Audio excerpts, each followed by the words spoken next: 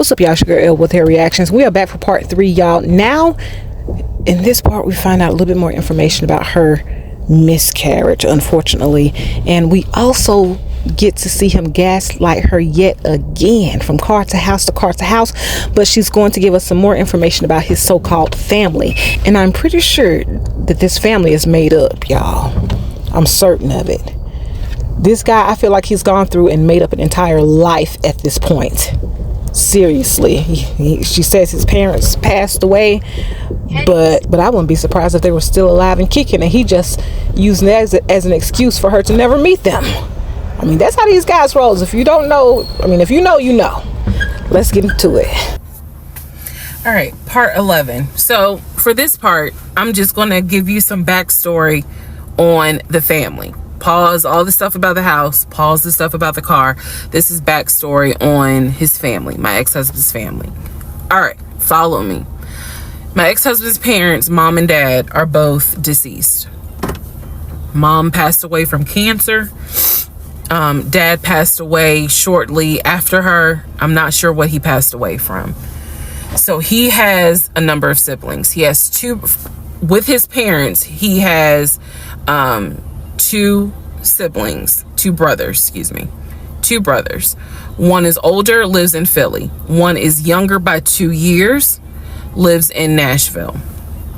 He has two sisters. One, Shantae, is older, lives in Douglasville with her husband and two kids, a boy and a girl. Younger sister Kim is the baby, lives in Augusta with her husband, worked at, I think he told me, Procter & Gamble. That was the story. He had two half brothers that were through his dad. One brother lived in Baltimore. The other brother lived in Augusta. The brother that lived in Augusta, I have physically met in person, shook hands, hugged, all that. The brother that lived in Baltimore, I have FaceTimed with, talked to him. The brother that lived in Philly, the older brother that he looked up to, I have never talked to him on the phone. I would always talk to him through my ex-husband. So the conversation would be like, hey babe, brother so-and-so said hey. He didn't call him brother so-and-so. We'll call him John. John said hey. Hey John. I would be in the bathroom doing my hair, brushing my teeth. Hey John. And he would be like, did you hear? He said, how you doing? I was like, I'm good. How's he doing? Because that's just me. And so he would relay back and forth. He talked to John every day from starting around July after the grandmother passed away. He would talk to John every morning. We both would be getting ready for work and he would be on the phone with John. They would be talking for 30, 40 minutes. Talking about football, talking about other siblings. They would be talking about cars. It was really like not a big deal. They would talk about the brother in Baltimore. They would talk about the brother in Augusta. And then they would reminisce. This is the conversations I could hear. Let me explain. When I say I can hear a conversation, what that means is I am physically standing near him or next to him where I could hear him with the phone up to his ear talking to someone, because it wasn't me.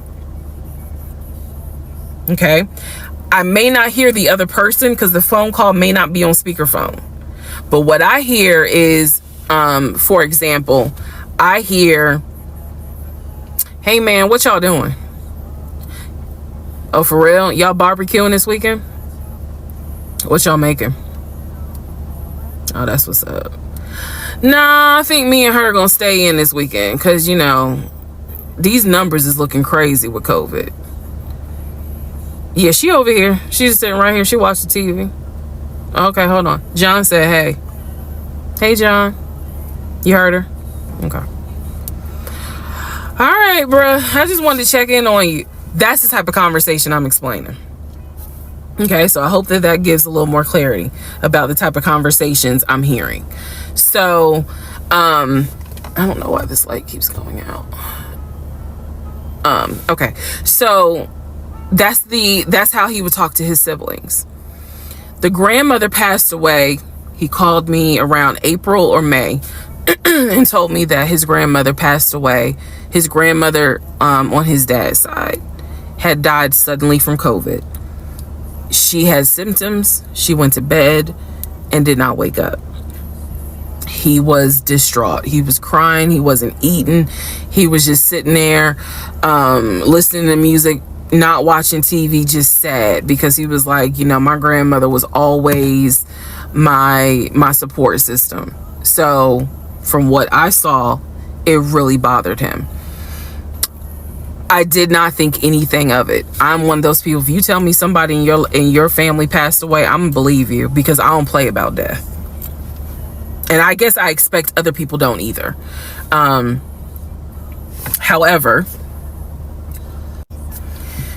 that is not the same for everyone else, but we'll get there. So family, he had his sister Shantae, who lived in Douglasville. Like I said, she was married with 2 kids. Apparently she was a nurse. So when I had my miscarriage, that was the sister that he was like, my sister will take you to the hospital. Like, that's what family does. Okay. I had never met Shantae. I've been on the phone, I've been around him when he was on the phone with Shantae. Never heard her part of the conversation, but he would be talking to his sister. That's what he said. That's what it sounded like too. Now, what is interesting is that we lived maybe 35-40 minutes away from Douglasville. So there were plenty of times that he had invited me to go with him to his sister's house. Okay, let me tell you how this would always work out. Total times he invited me was probably 3 times for different barbecues or whatnot. The first time he invited me, I was like, nah, I ain't going, because again, COVID. And she's a nurse. Hell no. The second time he was like, yeah, she invited us, but I don't think we should go because COVID.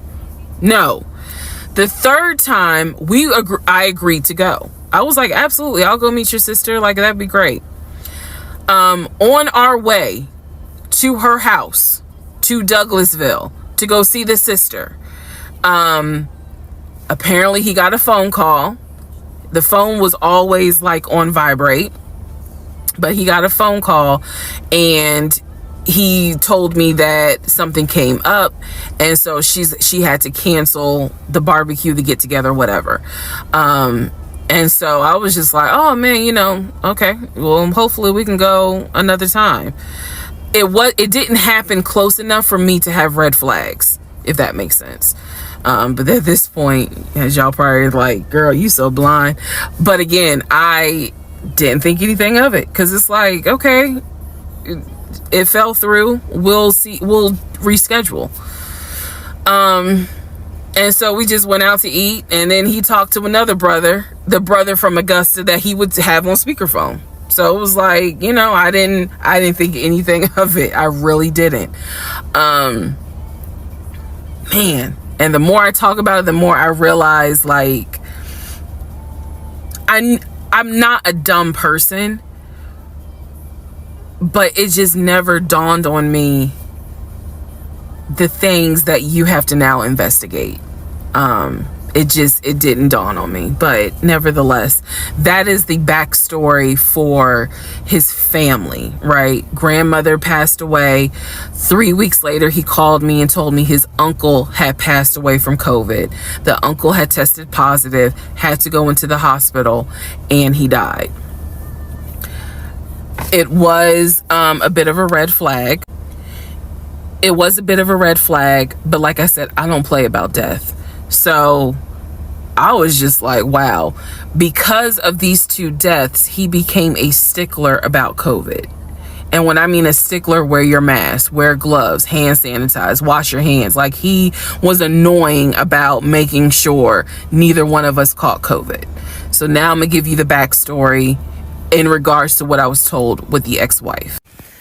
Okay, I know I look rough, but It's okay. It's okay. Anyway, so this is part 12 of Who the Fuck Did I Marry? So this is the backstory on what I was told for the ex-wife. This is important. Pay attention. All right. This is 2020. So this is what I was told in 2020. I was told that he and his ex-wife used to be friends. Then they started dating and subsequently got married. They got married in California. He had bought a house with the money that he made from arena football. They had apparently had gotten married on the downward of the arena football career. Had a nice house. He showed me a picture of the house, showed me pictures inside the house. Remember that? Showed me pictures inside the house. It was a really nice home in San Diego. And basically what happened was that he came home from work early one day and I have the hiccup, sorry. Came home early from work one day and his wife was sleeping with another man. The man was in the house. He and the man get into it. Her son, who is about 17 years old in 2020, she had 2 kids, a daughter and a son. The son apparently was on his way home from school when my ex-husband found his previous wife in bed with another man. So the story goes that he and the guy fought. He kicked the guy out. He kicked his ex-wife out, but told her the kids could stay. The kids are not biologically his. Those are his stepkids. She was like, you must be kidding. Like, I'm not leaving my kids here. The kids are old enough to where they were like, we don't want to go because you fucked up. We don't want to leave. So apparently she leaves. The kids stay with him for a few weeks. And then she gets her own place. The kids move in with their mom.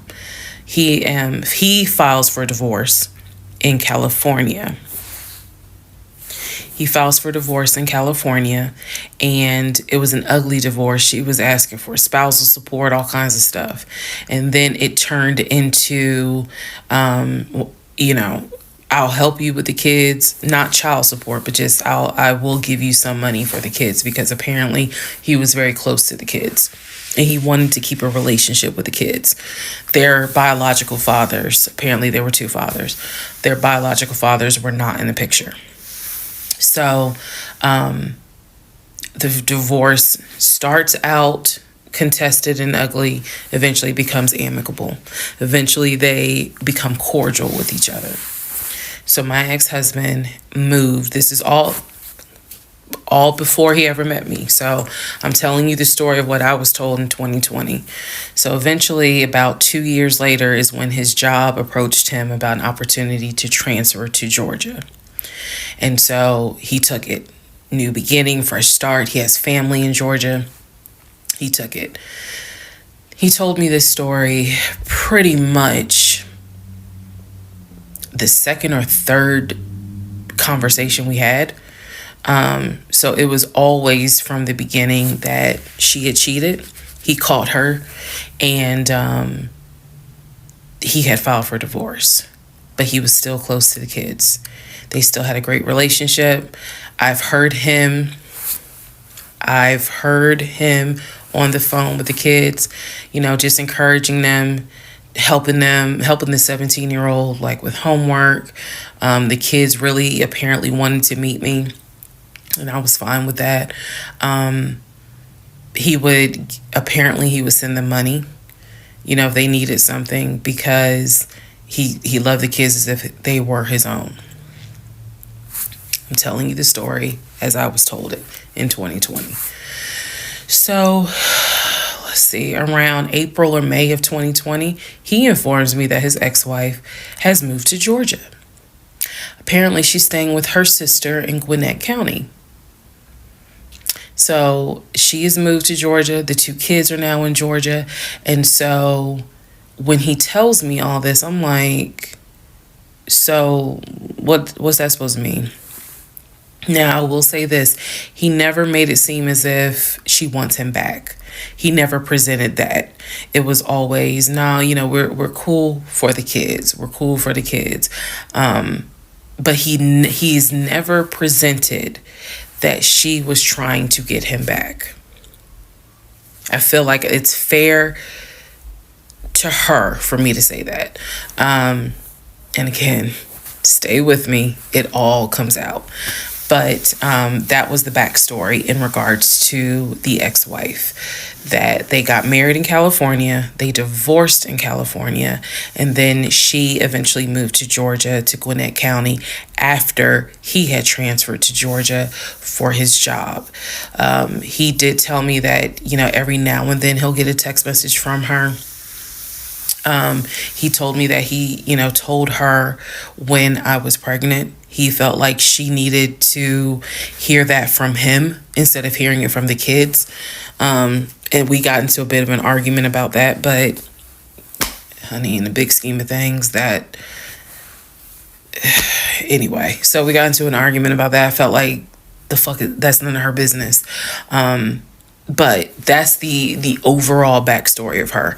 So remember, because there will be a quiz, but just remember, he met her in California, married her in California, divorced her in California. She moved to Georgia, to Gwinnett County, after he moved to Georgia. Are we clear? Okay. Part 13 of Who the Fuck Did I Marry? So I've kind of given you guys all the backstory. Let's just kind of recap real quick. So I told you how we met in March of 2020. Basically, Georgia got shut down. I keep saying shut down, got locked down. We decided to quarantine together. I know it was crazy. It was crazy. I really liked him and thought he liked me. So I told you guys how we met. Things moved at a rapid pace. Met in March. Moved in together pretty much end of March, beginning of April. Found out I was pregnant in May. Lost the baby in June. Had to have surgery in July. Started looking for houses. Started looking at cars. All this stuff happened literally between March and in August is when I got my car. So, got a car in August. He paid the down payment for that car, which I was shocked by. And no, it was not a BMW or an Audi. It was a Nissan Altima, but I loved that car at the time. So he paid the down payment for that car. He told me he would help me with the car payment. The biggest mistake that I made, and I'll explain why I say this. The biggest mistake I made was that I signed myself up for a car note, where I knew I needed his help to pay the car note. I knew better. My mom has always taught me, do not ever put yourself in a position where you are financially dependent on a man. And all of that went out the window.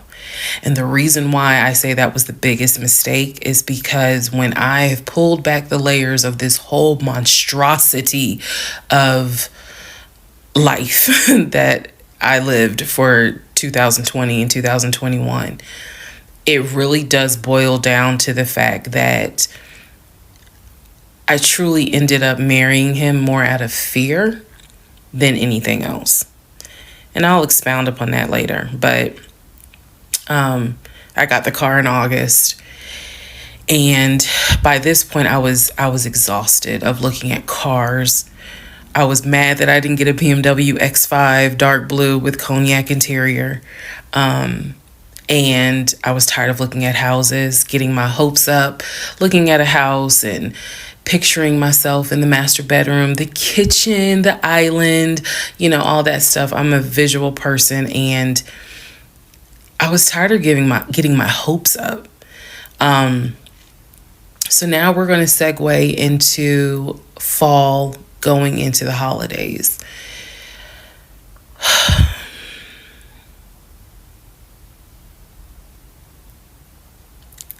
Here's what happened. In October, we looked at another house. This house was in Marietta. Absolutely gorgeous. It was gorgeous. I want to say that the house was about $700,000. I really liked the house. I could see myself living there. I could see myself cooking there. And so subsequently, my ex-husband put in an all-cash offer on that house. I watched him put an all-cash offer in on the house. Our real estate agent, Scott, called us about 24 hours later. And he said, the sellers love your offer. The offer was an all-cash, full asking price offer. $700,000. Let that sink in for a moment. He said the sellers love the offer. They are asking that you show proof of funds so that they can accept the offer. My ex-husband said, I will show proof of funds when they accept the offer. The seller said, great, we'll accept the offer when you show proof of funds. So basically we got into a standoff. And if you're a real estate agent or you work in real estate, I would love to know your thoughts on this. I had asked people in my personal life, like, have you ever heard of this before? And I've had plenty of people who said, I side with the ex-husband. I would not show my bank statements until they accepted the offer. And then I had other people who were like, I wouldn't accept an all-cash offer unless I verified that the person can pay. So I'm just curious what your thoughts are. Okay. So our real estate agent called us and was like, guys, the sellers are giving you 2 days to show proof of funds. I had the letter that he showed me from Chase. I sent that to Scott, but that was for a mortgage. The offer was for all cash. So he needed to show proof of funds that he had the cash to pay $700,000. He didn't show it. He refused to budge on showing them proof of funds until they accepted the offer because he was afraid that they were going to create a bidding war. So what ended up happening was Scott called us and said, I apologize because I didn't do my due diligence as a realtor. He said, before I ever started showing you guys a house, I should have collected your pre-approval letter and proof of funds. He said, so at this point, my broker has informed me that I cannot show you guys another house until you show at least us, meaning the real estate firm, until you show us proof of funds. And so I'm just like, well, I'm telling my ex-husband, just show them the fucking proof of funds. Like, what's the problem? And so it was a lot of, I find that this is really unprofessional because it's not our fault that you didn't do your job correctly. It got a little ugly and it got uncomfortable because I'm like, I don't understand why you don't show them proof of funds when you clearly just signed a document stating that you're putting an offer in at full asking price.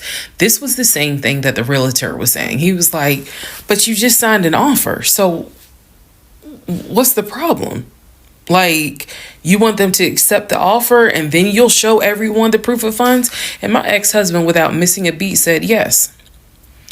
So Scott did his best to work with the seller and say, look, accept the offer. He'll show you, he'll open the books. He'll show you the proof of funds. These sellers were like, no, that's not. And it wasn't so much the sellers. It was the seller's agent. Big respect to the seller's agent. But the seller's agent was like, no, that's not how we're doing business. He needs to show those proof of funds before I advise my clients to accept his offer. Period. If he's not willing to do it, we'll go on to the next offer, because they did have another offer on the table for it was less than asking price, but they were willing to accept that offer over the all cash offer because those people had basically shown proof.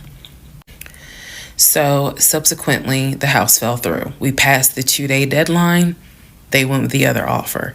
Also, at this point, our real estate agent, Scott, and I do not blame him for this, pretty much cut all ties.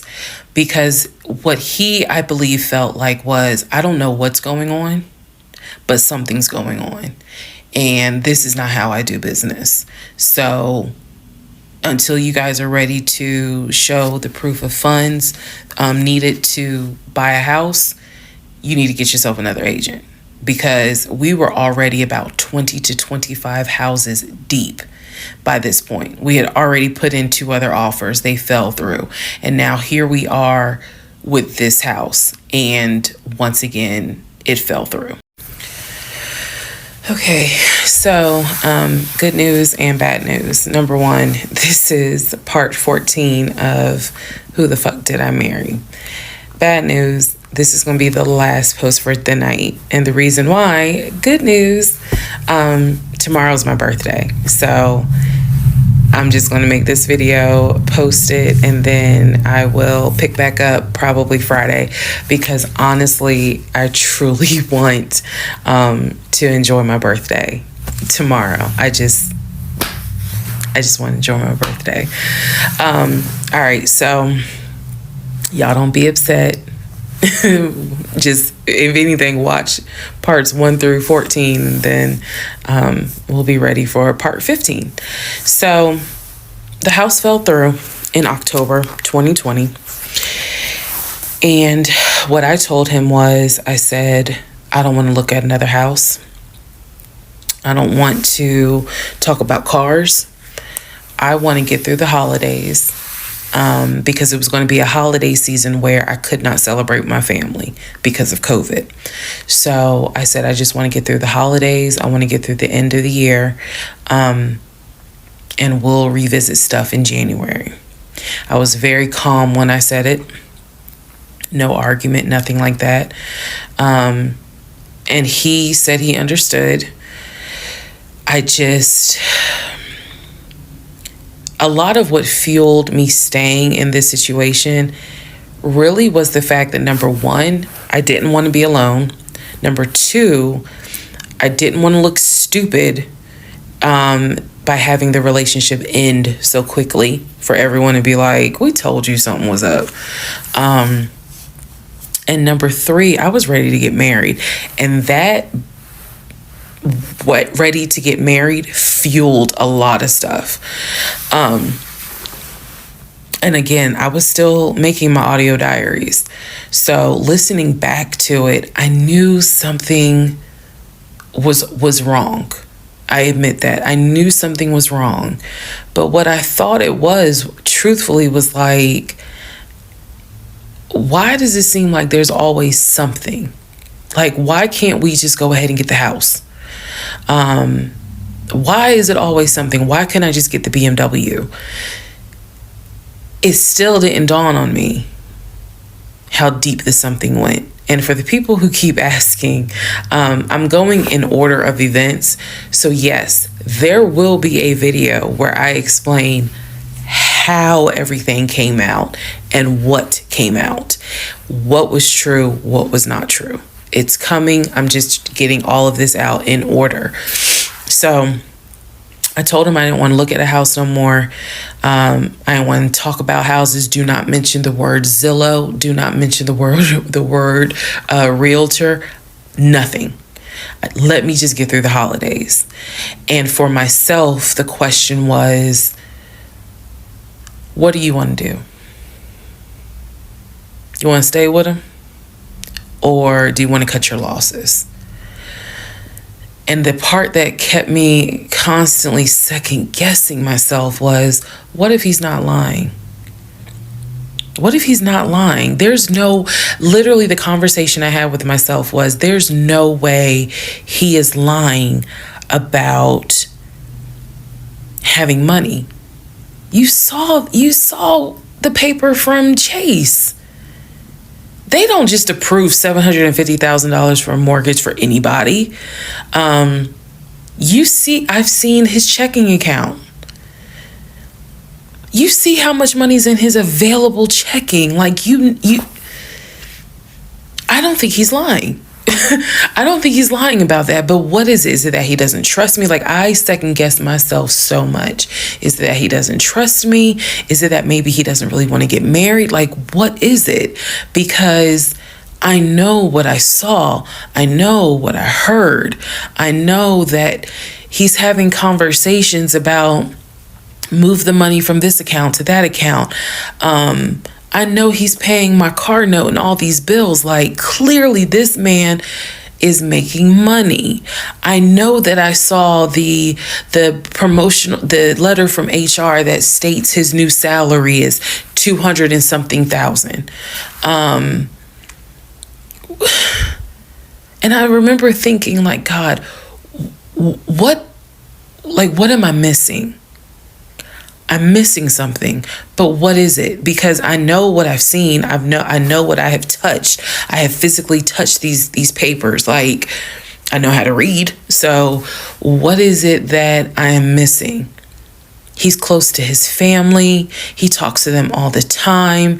You know, he's just a regular guy that just likes to watch NFL football. He leaves me alone when I want to watch Georgia football. You know, he's paying the bills, groceries. I haven't had to worry financially since I've met him. And as a woman who had lived on her own, paying her own bills, my God, that is the most intoxicating feeling when you meet a guy who just takes your stress and your worry away financially. But the downside is, he took away the stress and the worry financially away and instead brought a mental fuck job I've never in my life had experienced. And I could not put my finger on it. I couldn't really talk to anybody about it because I'm a big believer in what happens at home stays at home. So I didn't talk to my girlfriends about it. I didn't talk to my family about it. But I just remember being like, what am I missing? What am I missing?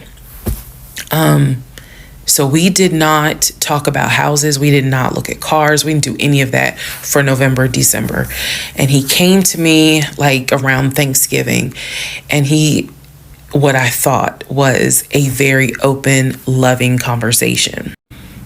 And in that conversation, he was like, okay, I know I have fucked up. I know that things are not feeling too strong right now. He was like, I want us to get married. I want a home. I will show you whatever you need to see to put you at ease. He was very like contrite. He was very just like, what do I need to do to put your mind at ease so that you know I'm in this and that I want this and that I love you and I want you to be my wife. So I was like, show me your accounts. He showed me his checking. He showed me one of his savings. He showed me a Chase savings. He did not show me the offshore. And he did not show me the U.S. bank. So he showed me those two accounts, checking and Chase savings. So I knew that there was money. What I saw in those accounts, there was money.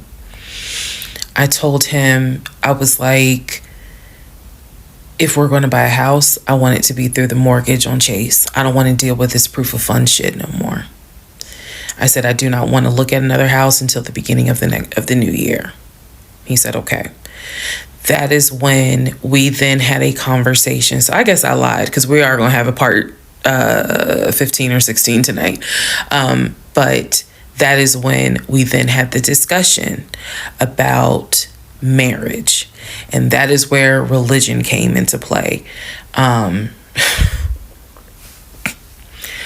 Yeah, I'll give y'all the other part tonight. stand by. The fuck did I marry? This is the interlude, basically. I'm not recapping on this video. I'm just kind of answering some stuff that has been written to me. Someone was like, why are you airing your business out on social media? It's a valid question. For me personally, I feel like this was traumatic to experience, to live through. And I'll expound on that on another video, the aftermath of the toll that this took.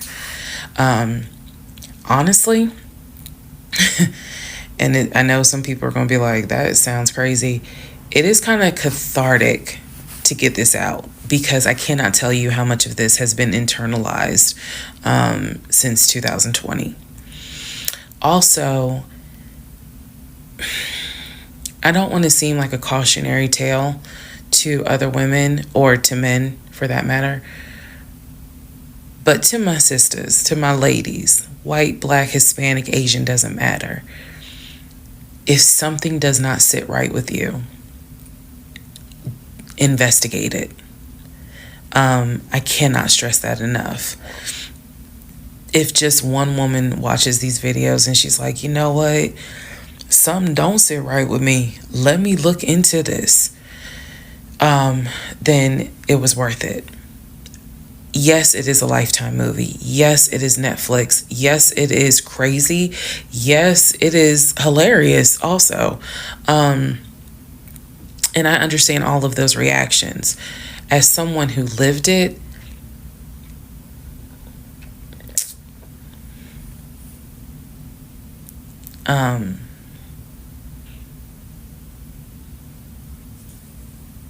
it was traumatic. But I feel like, God, it feels good to finally admit what the fuck I went through. And again, by the time this is uploaded, I'm only to January of 2021, right after getting married. So when I think back on it, there's things that I'm very, very grateful for. There are things that I'm just like, why did you not pay attention? Why did you not question? And the sad part is, I can't even begin to tell you. I don't remember the woman I was before I met that man. I don't remember. Because going through something like that, it changes you. And I've seen some women in the comments who were like, I was married to a habitual liar. I was married to a pathological liar. My baby daddy's a pathological liar.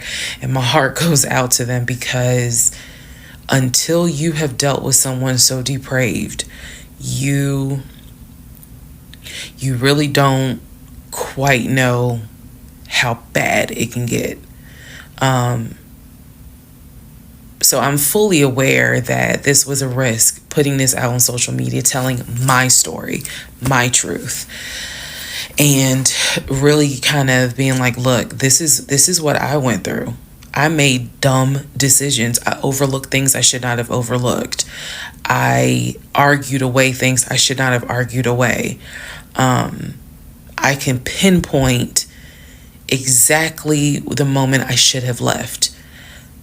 I still feel like God is sitting on the throne and he's like, I never planned for your monkey ass to marry him. I never even planned for you to go out and date with him. That's why I blew your tire. But you hard-headed and you went anyway. And then I tried to go ahead and show you signs. You ignored them. Like, I feel like God did everything to help me as his child be like, this is not who I created to be your helpmate. And I was like, God, you taking too long. I want to get married. You taking too long. I want to have a family. You taking too long. And these are the consequences that I am paying for basically telling God, you took too long. And I feel like God's grace is sufficient. It is. But at the same time, and I'm not perfect. I mean, not perfect at all. None of us are. But I do feel like when I sit back and I replay the events that happened, I truly cannot believe that was my story. Because all I wanted was to meet a guy, for him to be my best friend, for us to get married, have a family. I wanted someone I could make fun of his big old forehead, and he make fun of my nappy head and all my wigs, and yet he was my ride or die. I wanted someone that I could be like, man, help me with these kids, and he helped me with the kids. We had a nice home. We were comfortable. That is what I wanted. And I've said this before, and I say it again. I truly hoped it was my turn. You see the women who are, so happy, and, they're in these loving marriages and life just looks good. I really, really wanted it to be my turn. And so I excused away a lot of stuff that I hope the next woman who sees this does not excuse, because I don't wish this on anybody. I don't wish this on anyone, to feel the way I felt the moment I discovered the whole truth. So I just wanted to say that, because I think it's important to try to answer why is she posting this? Honestly, I was tired of holding it in.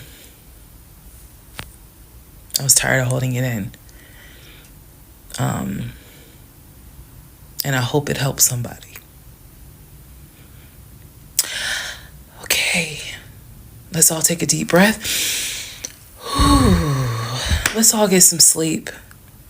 If you don't have anything to do and you just want to wish me a happy birthday, wish me a happy birthday tomorrow, February 15th. Shout out to Team Aquarius. Good night, y'all.